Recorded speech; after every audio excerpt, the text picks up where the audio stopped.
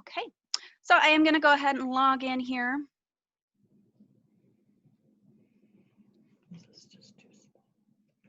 So from here, you will note that I have been brought directly to the evaluations page.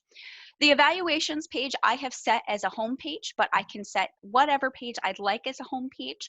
And we'll get into training.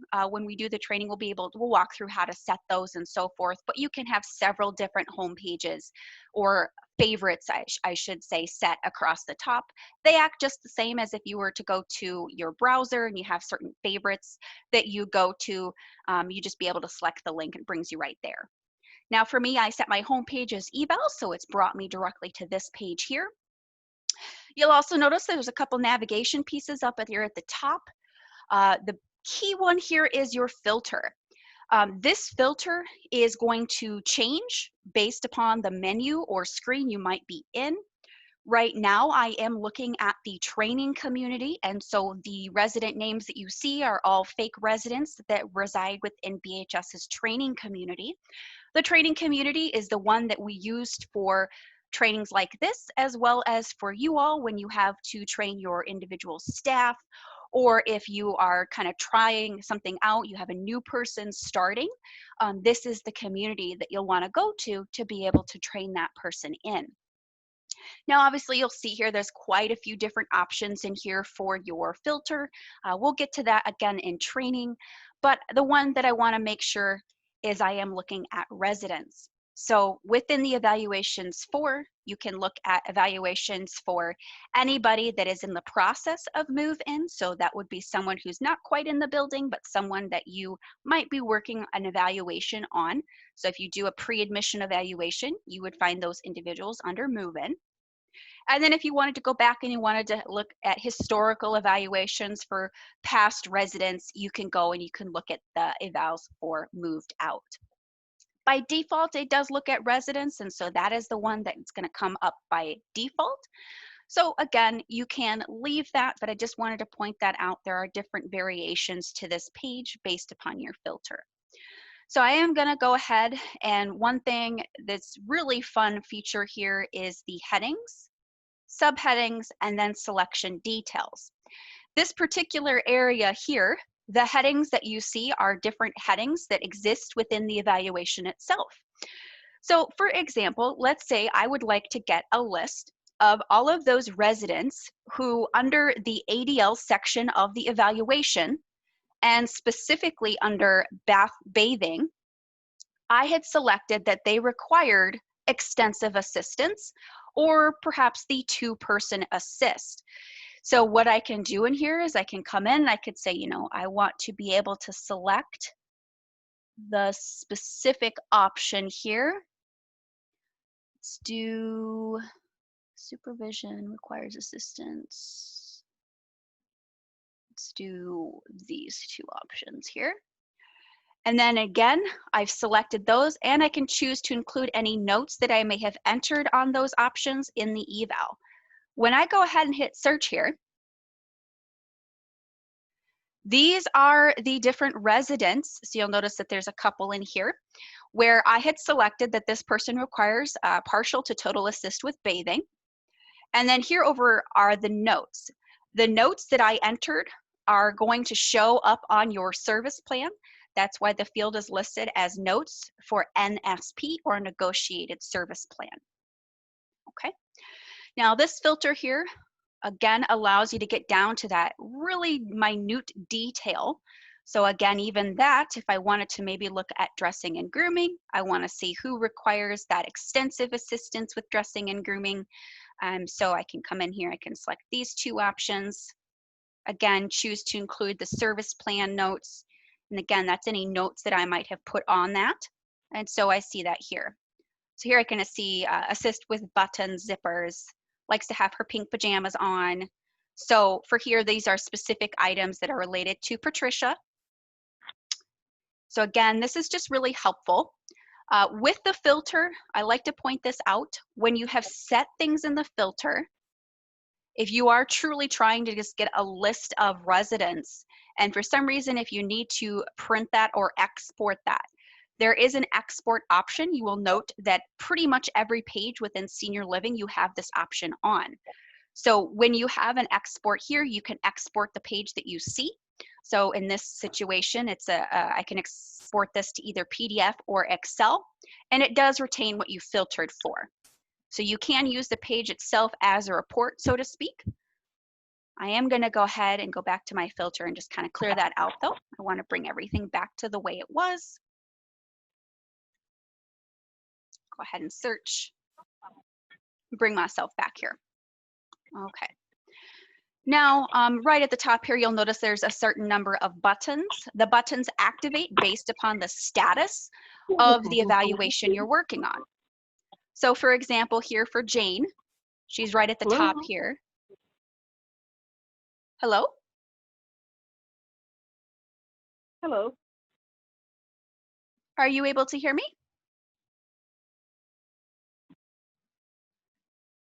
Oops.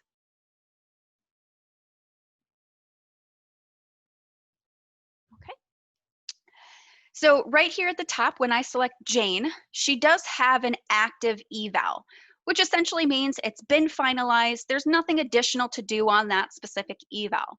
And so as a result, when I select that line, you'll notice that the buttons up at the top, the first few are inactive. So they're kind of grayed out. You can't use those, but you can do a view, you can print, and obviously you can export. On the other hand, if you are looking at an in-progress eval, with this one, you'll note that this one is currently in progress, which means I have the ability to continue to modify that eval, meaning I have additional information I'd like to add. The delete option you may not have. That is based upon your user security. The approvals, if you have approvals tied to the evaluation, once we get into the evaluation, I'll point out where that comes into play. And then again, if you have nothing else to add, but you are ready to finalize, you can simply finalize from this button here, rather than opening up the evaluation first. And again, just like before, you'll have the view, the print, and the export. Okay. Now with Jane here, she already did have an in-progress evaluation. And so you'll note here that I do not have the ability to create new for her because we already have one that we're working on.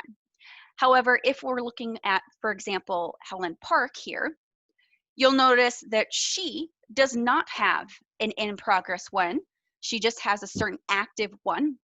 And so when I select her active eval, I do also have the option to create a new one, which is something that I would want to do if I was going through and I needed to do either a change in condition, or if this happens to be on her normal evaluation schedule, we could go through and create that new eval.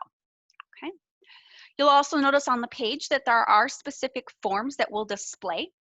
So forms are triggered from questions within the evaluation itself. So based upon my responses, I might be prompted to complete additional forms related to that response.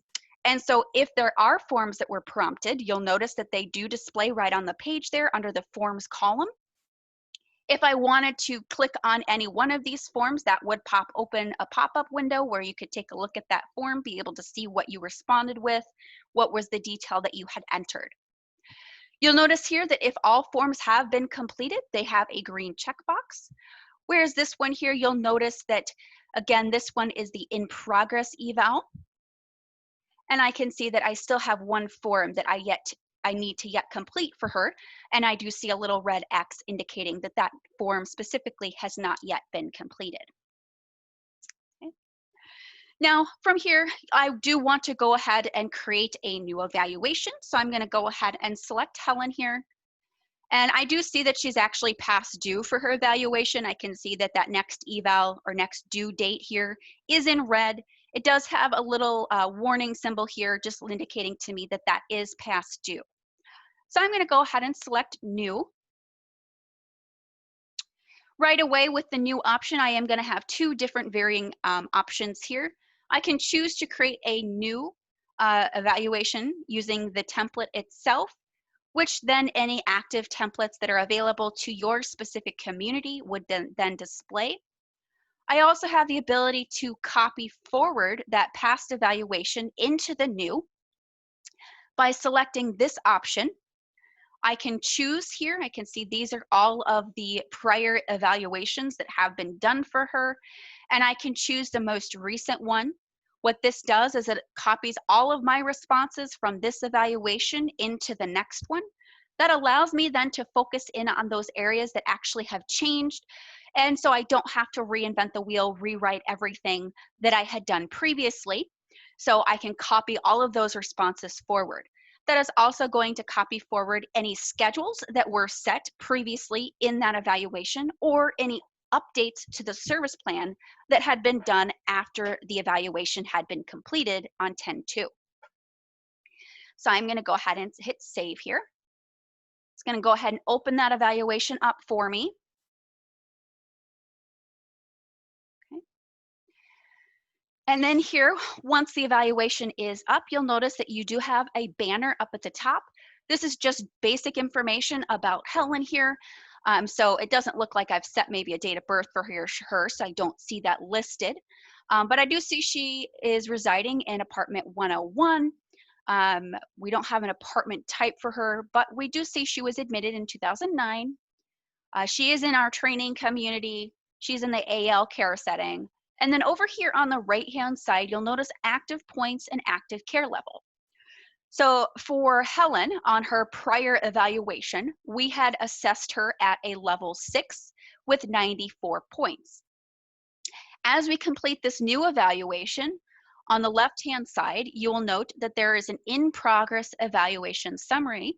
So as I start to update this particular evaluation, as I start to complete and adjust responses, I am going to be able to see if those changes are impacting my total points and if that care level is also changing.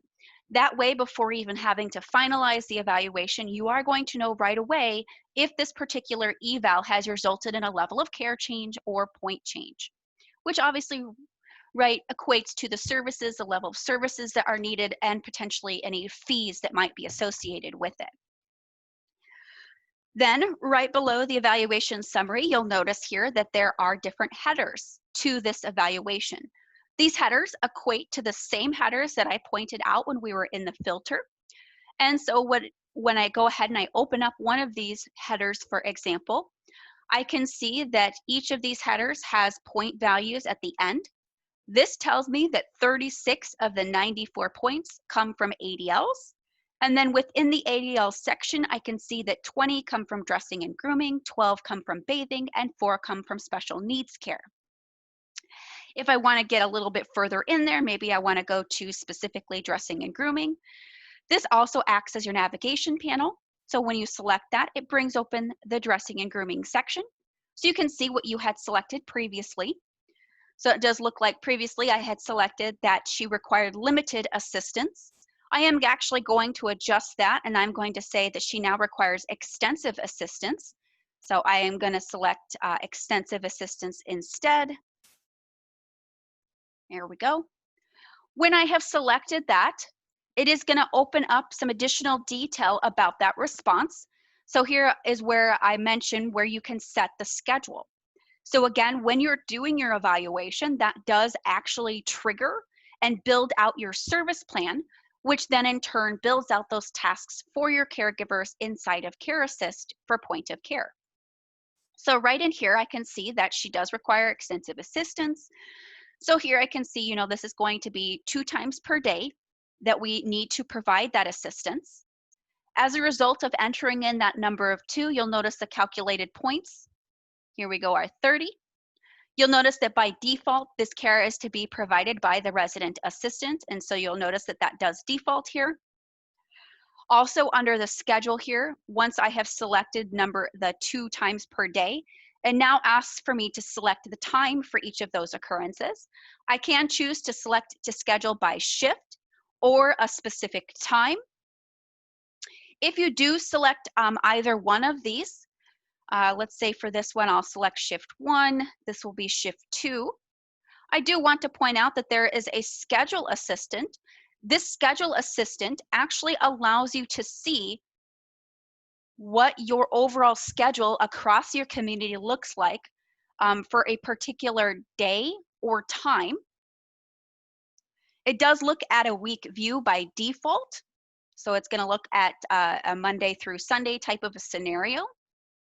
Let that load in here. And so for here, I can see that across my entire community, just keeping that in mind, I do see that on Tuesdays from 6 a.m. to 7 a.m., I see that there are several different tasks. So I have 3 med reminders and administrations on Tuesdays. If I want to see what information or what those residents are, I can select the number 3 there. That tells me which residents are in that. It will also tell me if I had set a specific minute or duration. This information does come from that schedule page. So when I am looking at that schedule page here, this is going to come from that requested time and duration. Okay. So if I choose to set by requested time and duration, that is what's going to tell the scheduler piece here that this particular item here for Fred, for example, I set that this should take approximately 10 minutes, and then the timing here is going to be based upon what I set in his schedule on his particular eval. Now, that being said, if you do choose to select shift instead, what you will see rather than the hour range is you will instead see shift 1, shift 2, and shift 3. And then you'll have, again, the headers here, so you'll be able to see how many during shift 1 have med reminders, stability falls, and so on. Right now, we are looking at the task view, so this is the number of residents with a particular task. If you would prefer, you can see point view, which tells you how many points are associated with those tasks. So then it gives you down to that level of acuity. So you can see here during the 6 a.m. to 7 a.m. shift, I've got 90 points in bathroom assistance, 100 points in med reminders. I can choose to look specifically at Helen, so I could see I want to look at just her specific availability. And again, this is going to pull open her specific schedule for the week. And again, I am looking at points. So if I want to revert back to that task view, I can see here are the tasks. So the number of tasks within that 60-minute window that I have set for Helen and where those tasks are showing. So here I can see, and this is actually specifically for her, she's got 60 minutes of that 1 hour window open and available to her. But you will notice that I still see that additional detail for the community wide. Okay, so I can see her availability as compared to the overall community availability. So this is just how much time she's got available within that 1 hour window. Okay. Again, you can also sort by specific shift. You can also sort by task. So if you wanted to specifically look at the dressing and grooming section, here it is for dressing and grooming by hour, also by day, and then you can see the residence availability as compared to the overall community availability for that task. Now, again, this is meant to just be able to help you accommodate and be able to schedule out your day so you're able to make sure you are kind of spreading things out appropriately based upon availability within your community and staffing levels. So I'm going to go ahead and close that. So that schedule assistant is available right above the schedule. So when you start to set that schedule, you can take a look at that schedule assistant. I am going to choose to leave it at shift 1 and shift 2. Right below that, I do have my evaluation notes for service plan here. And in here, right at the very bottom, we have quick notes. Quick notes are easy, fast things that you can add in. These are standard language items that can be added right away. So rather than having to rewrite the same phrase multiple times each time you do an evaluation, these quick notes allow you to add that information in rather obviously quickly.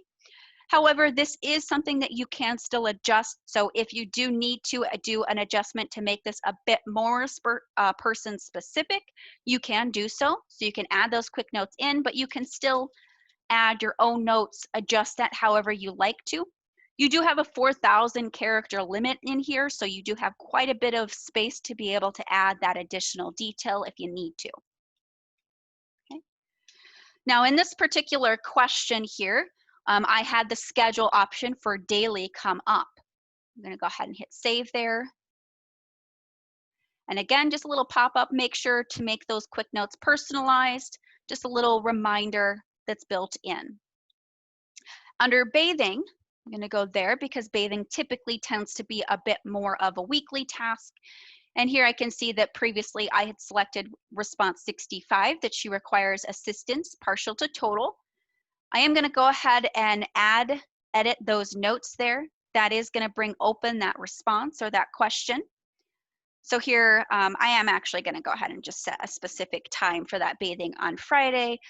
Let's say that typically she likes to bathe a little bit later. Maybe the typical schedule for her is she visits her family on Friday evenings, or family comes in on Friday evenings to see her, and so she wants to have her bath or her shower prior to their arrival.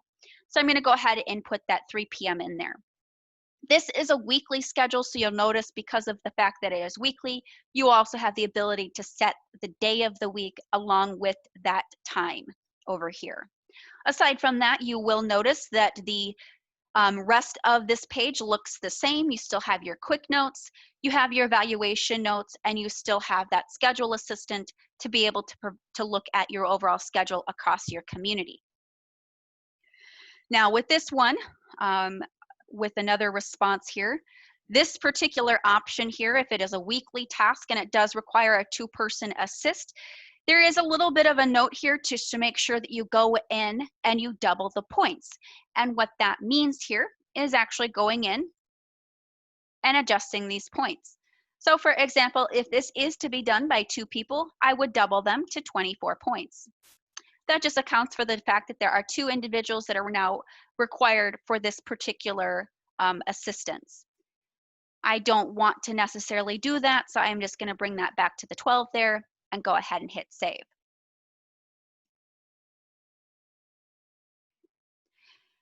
Go ahead and minimize that up. At the very bottom here, there are forms that were required as part of that evaluation. So when I copied that evaluation forward from my prior evaluation, there were a couple of specific questions that required me to complete forms. And so in here, I can see that right at the bottom of my navigation panel, there are the 2 forms that are prompted. I can choose to do the forms from these 2 areas here, or if I am currently working in the particular eval, I noticed that I had responded under that particular header, so I went specifically there. And here is that particular question that prompted that report or that form. And so as a result, I can, as I'm going through the evaluation, choose to do the form right then, or I can save them for the end and do them from the left, because it will begin to add those as a list on the left-hand side there. The forms themselves have also been copied forward, so any prior responses that I had entered in that form on that previous evaluation attempt, those will carry forward in here, so I will be able to see what I had entered previously. So in here I can see, you know, fell in bedroom. Okay, so this was a fall event detail. I'm going to go to body observations here. Let's see, fall event. Exactly what happened. Now with this one, there hasn't actually been any recent falls. So for this, I'm actually going to go ahead and close this. And it's not new. So I'm going to unselect that response. So it was new as of the last evaluation, but not of this one. And so I'm going to actually change this. So I'm actually going to say, you know, rarely falls, but there was a fall last time. So I'm going to go ahead and change that response in here. So report on any falls, report increasing evidence. So I'm going to add those notes. You'll notice that now, as a result of my change in response, I have a different fall risk that's now required. So I can go ahead and hit save there. I'm going to unselect that one now. And so I am going to go ahead and select that fall risk 2.1. Now again, because I did do a change in my overall response, I am now required to do a different form. So from here, I can come in, I can see that from this particular form, each of these areas is required. So there's a red star that indicates that. And I can, again, just move through the form. These are navigation items, just like in the overall evaluation. So you can use these to navigate up and down. So I'm just looking at the instructions here. So assess the client status and the clinical condition parameters by assigning to corresponding score. So here I'm going to go ahead and select alert-oriented. Visual impairment is adequate. Balance and gait. Yes, there are some of those particular issues. Balance problems while standing. Go. Balance problems by walking.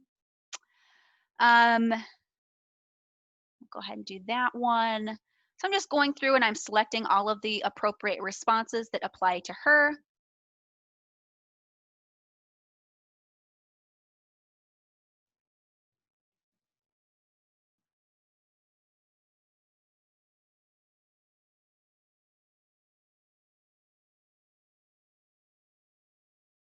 Go.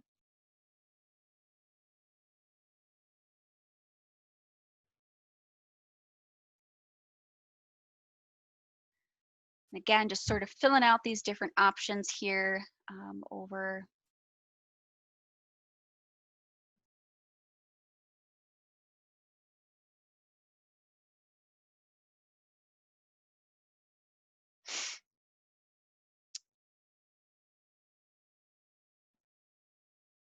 Okay.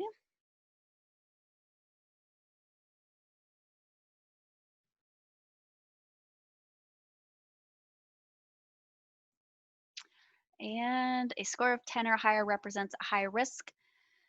And so in here, including identification, so you want to provide a little additional information. So I'm just going to put notes in here. And then referrals. Do we need to provide any referrals?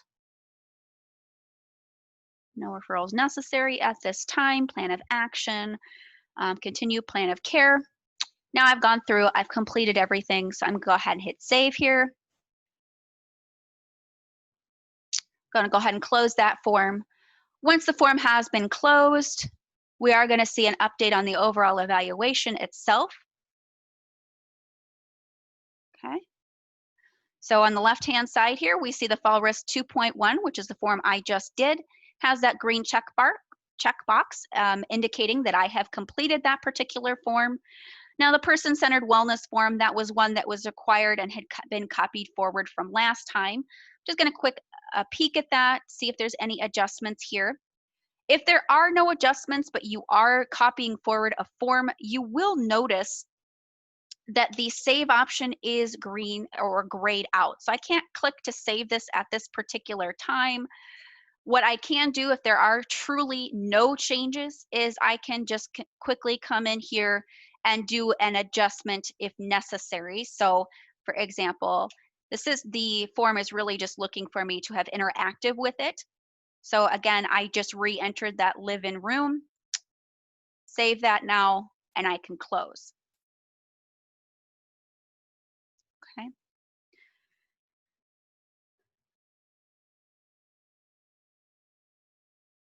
Okay. Now I have done a slight change here. I'm not going to go through the entire evaluation. We will save a bit more options for that during our actual training here. But in the evaluation here, now that I've done some adjustments, you'll notice at the very top here, those active points and level that had been evaluated during that last evaluation, the one I copied from, they still display on the top right.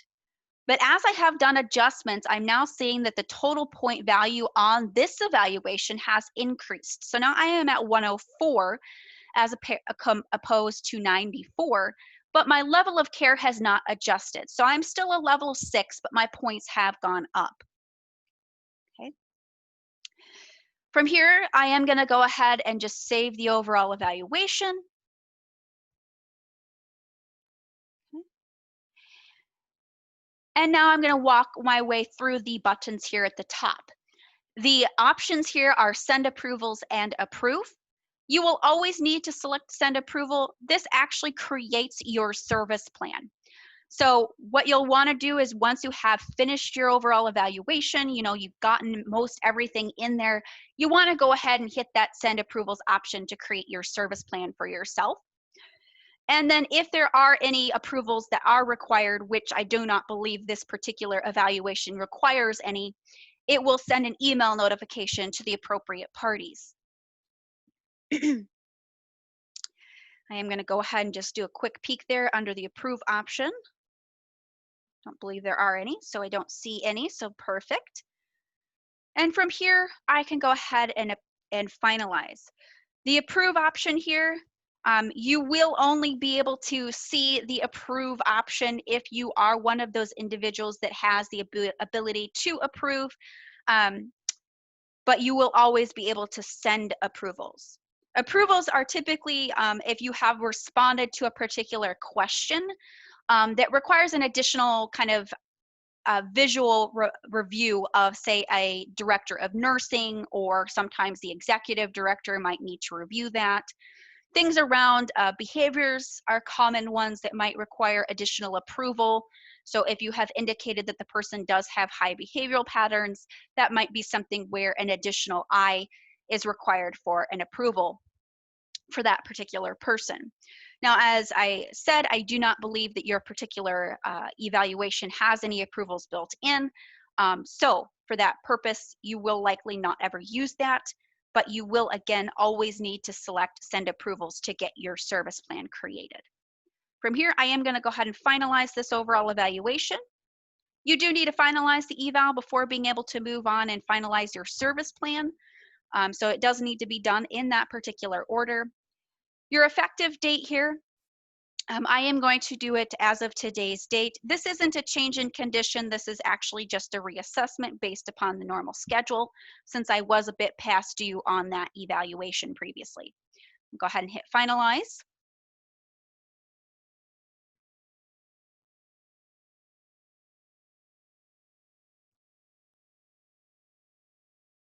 There we go. The assessment's now been finalized. Okay. Now if I go back to my evaluations page and I look for Helen,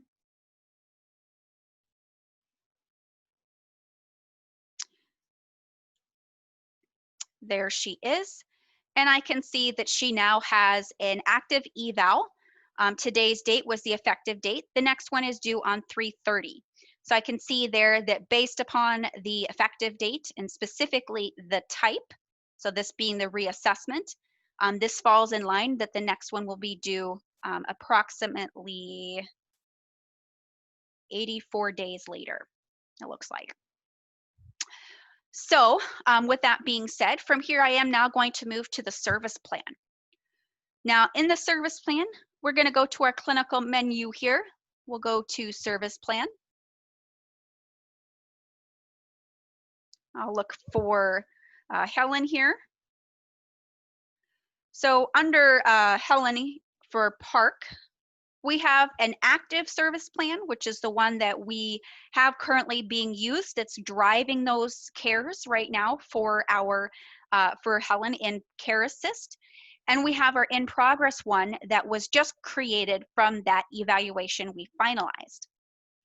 Now, I do want to show here that you can see that the evaluation associated with each of these service plans, you can see the evaluation status. So for this in progress service plan, the eval with that is active, whereas the active service plan now has a closed eval. Because I did have a new evaluation that I completed, the old one then becomes closed. I do want to go ahead and just take a quick peek of the service plan, see if there's any last minute adjustments that I want to do.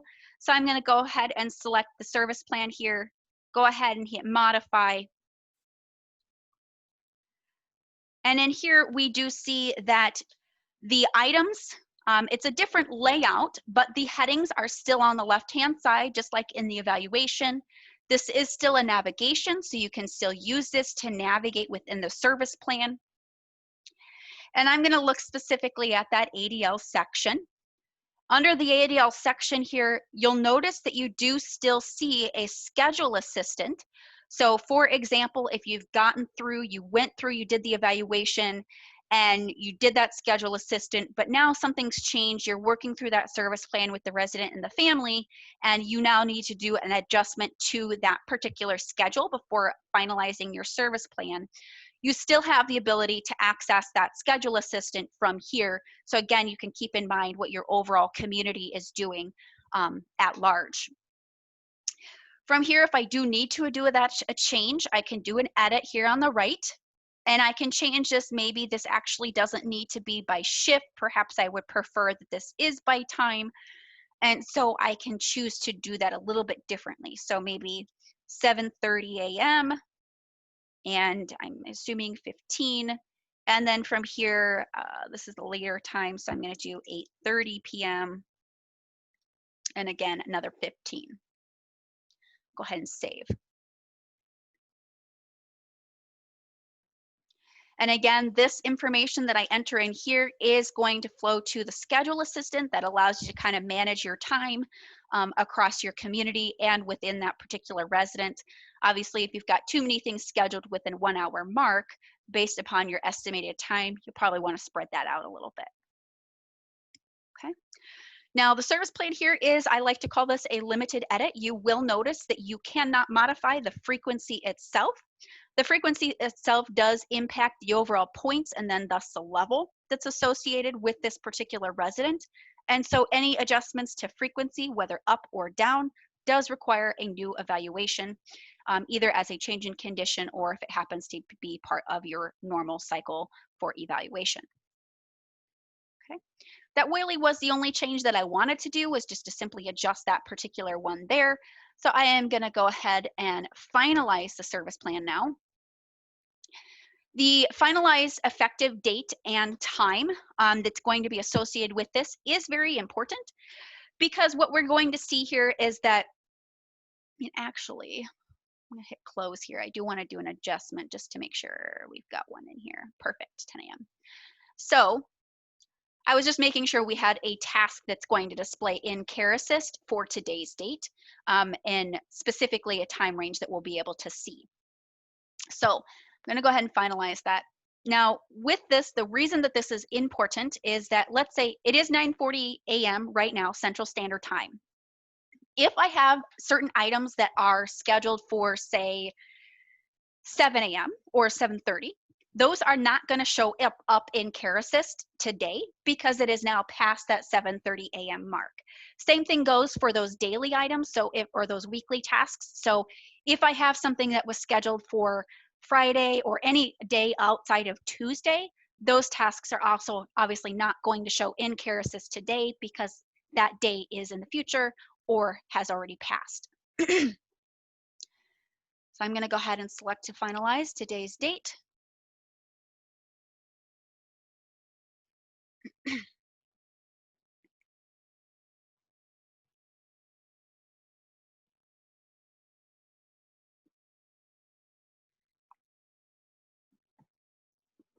Okay, and now we see that Helen Park here, we have our finalized service plan. So we now see that status of active.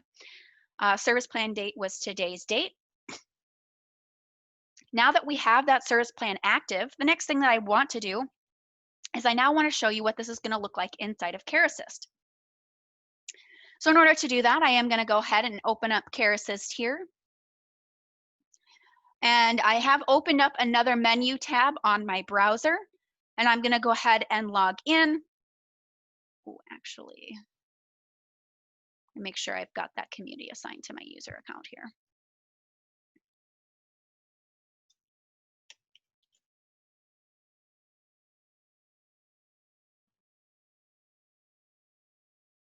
Oh, good. Okay.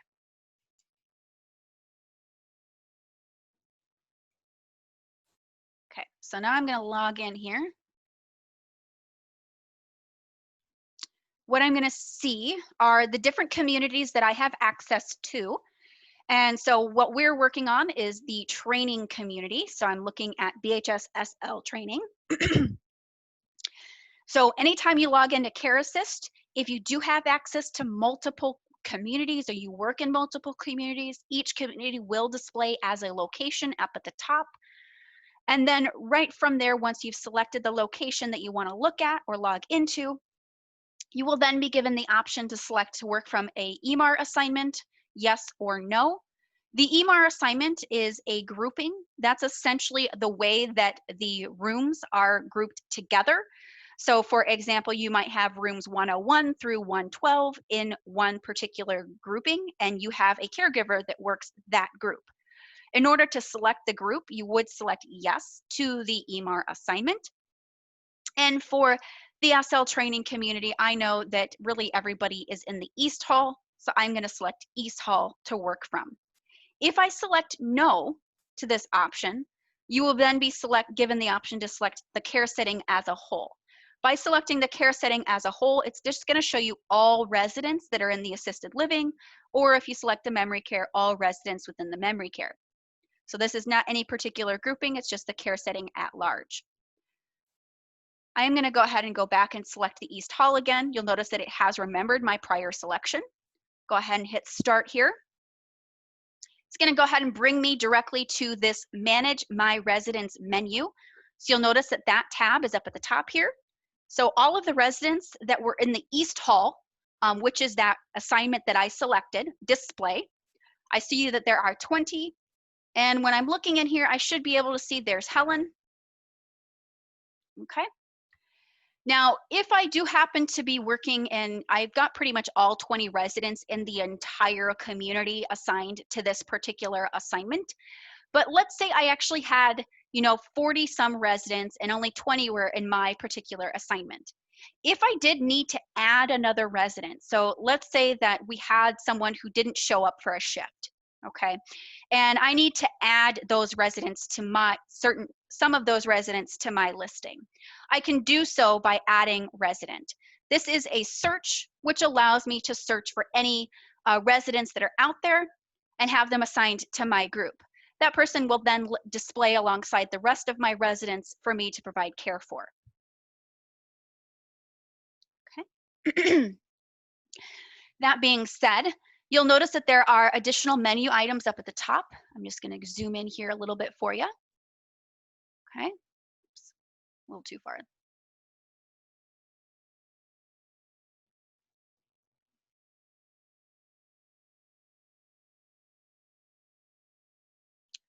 There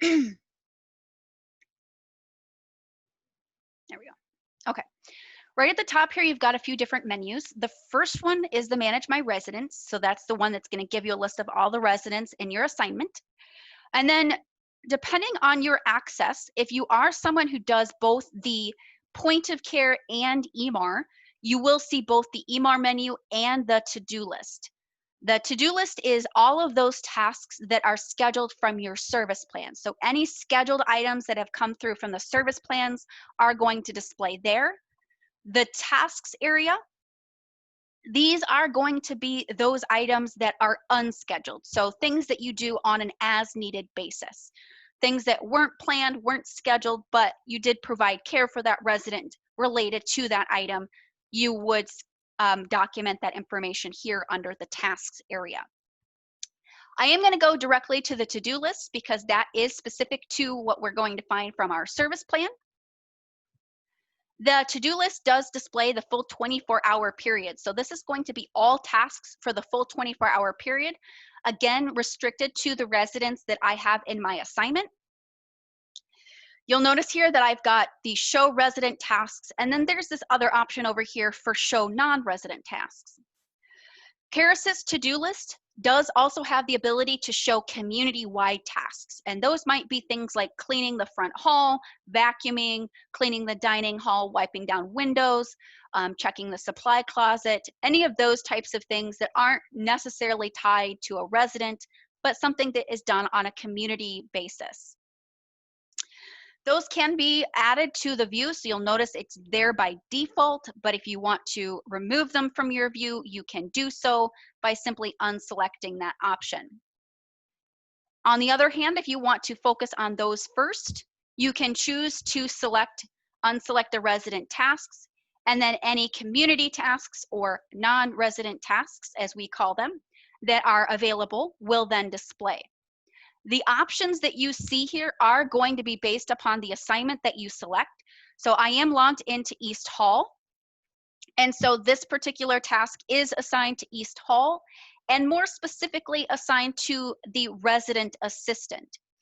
And so because my Care Assist user is listed with a position of resident assistant, I am able to see that specific particular task. If I were, for example, not a resident assistant, maybe I was an executive director or a director of nursing, and this task is assigned for a resident assistant, you would not see this task because you are not responsible for that particular task. So I just want to point that out. It is going to be specific to the position that's assigned, as well as the assignment that is selected by the user when they log in. Now for this particular item here, I'm just going to go ahead. This is a temperature log, so just need to record the temp log in here. I'm going to say that this was complete. Took me maybe about a minute to do that, and the recorded temp, actually not sure what a temp should be, but I'm just going to guess, 53. Okay. Then we'll go ahead and select done. Once it's done, the item itself grays out. So you will be able to see as tasks are completed, they're just grayed out. And then whatever option was selected there, I selected task completed. And so that does display on that option along with the green checkbox. If I choose to include those show resident tasks again, so I'm going to go ahead and add those back in here.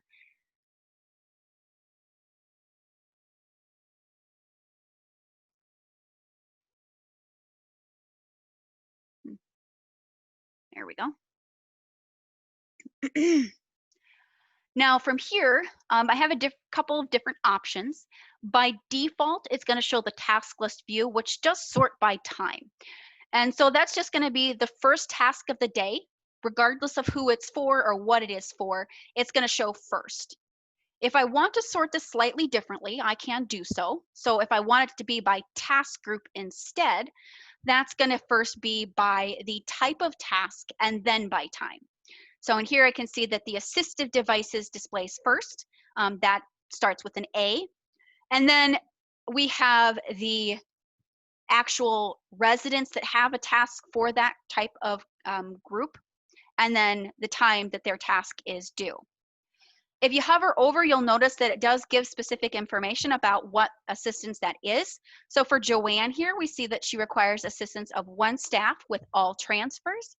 And this was due at 7 a.m. We're obviously past that. I am going to go ahead and select that. So here I can see that we are to use a transfer/gate belt with all transfers for her.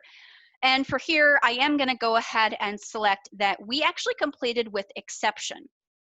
Complete with exception means that there was something additional that was required for this particular care. So let's say that she actually required more assistance today. So by selecting complete with exception, I am required to record the exception reason. And with that, I'm also going to want to provide comments. So what was that additional assistance that was needed? Perhaps needed assistance from another staff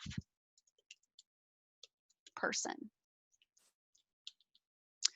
Joanne was more unstable on her feet than usual.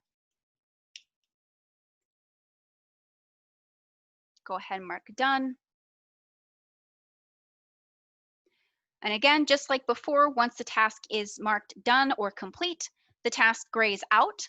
The one difference here is that instead of a green checkbox, you do see a gray checkbox. That just lets me know that this was completed with exception, so something additional was required. If the task is recorded as not complete, a reason is required and the tile will be grayed out and a red X will display instead. So for example, let's pick on Fred here. And for him, I'm going to say not complete. And maybe this time the resident refused. Go ahead and mark done. And here you'll notice there's just a slight difference, still grayed out, but instead you have that visual indicator there that it's not completed and that's got a red X on it. Okay.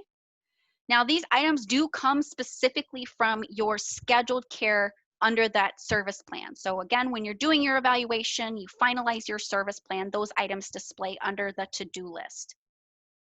I do want to go to the EMAR because I do want to show what that's going to look like here. But again, just as a reminder, the tasks area is where you're going to see any unscheduled as needed types of care. So if there's something you do for a resident that's not scheduled, you would record that under the tasks area. I'm going to go ahead and go to EMAR. I'm going to go to EMAR tasks. Okay. You'll notice it brought me directly to Fred's EMAR because he was the resident that I had just worked on under the to-do list. So the system does remember that prior resident that I had selected.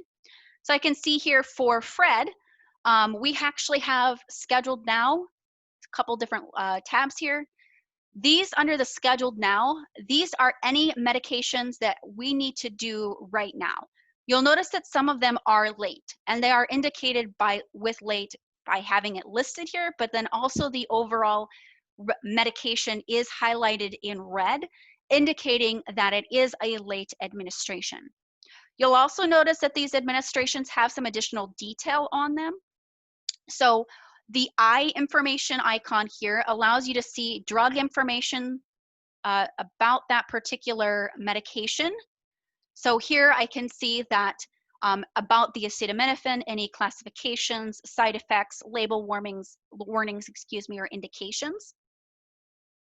Each of the medications is going to have that I for info information icon.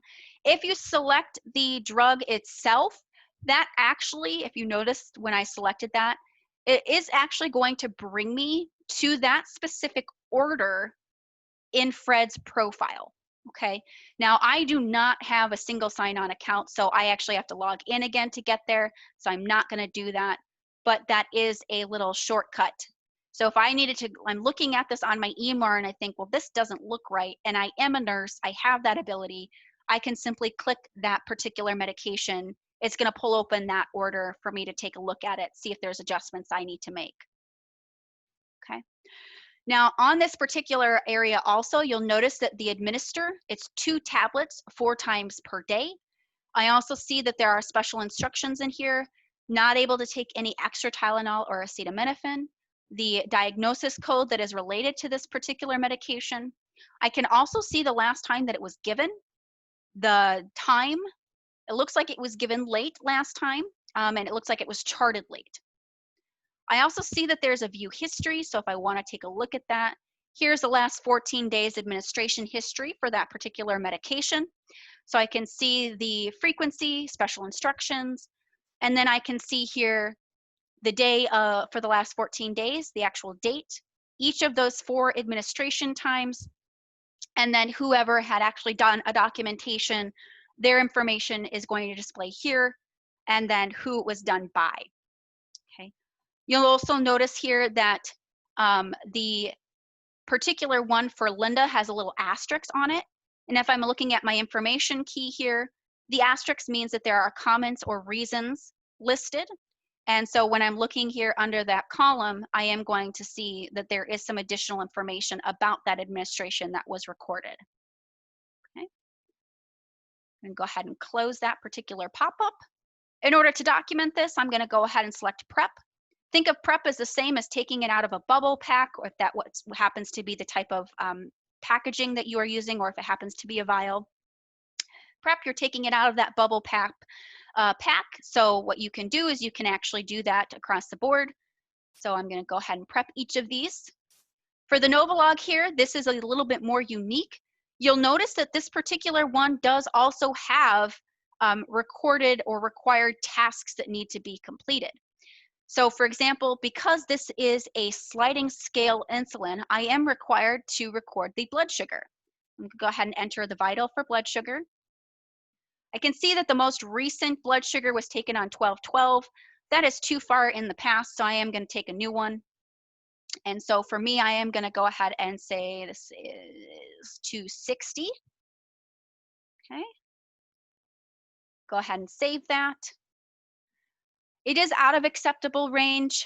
So I can see here, this is what the acceptable range is. So because the blood sugar I recorded was out of the acceptable range, it's giving me a little warning there. I still want to continue to save that particular response. Now that I have entered that response, the 260 displays. You'll also notice that because 260 was entered, it tells you the number of units to administer. So what it's doing is it's actually looking at that sliding scale and it's saying, okay, that falls between this range here. Therefore, you should give 12 units. I still have one more med note that's required, which is that site. And that's where I need to record where am I actually administering this particular injection. So let's say that I'm giving this in the left upper thigh.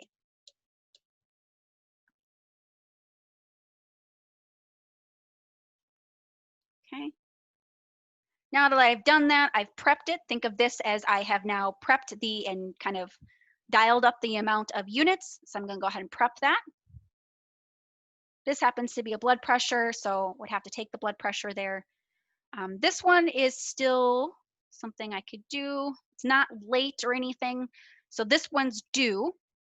Now that I have prepped all of these, I'm going to go ahead and select all prepped given. And I want you to notice what's going to happen here. A few of the options that I selected, a few of the medications that I prepped were late. And so as a result, it's requiring me to provide the reason that these administrations are late. So I'm just going to say, charted late. Once I've selected the reason, certain of these reasons will require comments. So for example, administered late or previously refused. This one is not going to require a comment. It's pretty self-explanatory. Same thing here with resident unavailable. But if you do select administered late, charted late, or other, you will be required to put in comments. I am going to go ahead and say charted late, training. Okay. All prepped given now records that given button here. So I'm going to see that that given has been selected, and now I can mark complete. Once that has been completed, those tasks are going to fall off the page. So they are no longer something that is needed to be given or done. So you'll notice here, those particular items, that Novolog is no longer available, that acetaminophen is no longer available, the carbidopa-levodopa is also not available because I already gave it. And so it's just gradually updating as I'm giving those administrations. For scheduled later here, I can see any upcoming medications that are due. This is helpful for me to plan my day, or if I happen to have a resident that is going to be leaving the community and I need to prep and give those medications early so that I can send those with that resident as they leave. If they're a visiting family, for example. The as needed, any as needed medications that might be available for that resident will then display. When it comes to an as needed, anytime you give an as needed medication, you are required to provide the reason. So for this one, let's just say, let's do pain, done, complete. Obviously, because this is an as needed type of medication, the medication still displays there, but you will see the last given date and time as well as the reason. And in addition to that, any as needed medication will always have a follow-up task that is due. The follow-up task displays at the bottom of the page under the scheduled now. And this is where you come to document whether or not that particular medication was effective, not effective, or somewhat effective. Okay. Anytime there is a follow-up task that is due, above the EMR menu, there will be a little purple bell. When there are late administrations, you will see the little red exclamation mark. Okay. I am going to go ahead and stop the recording here. We are just slightly over time, so I just want to be aware of that.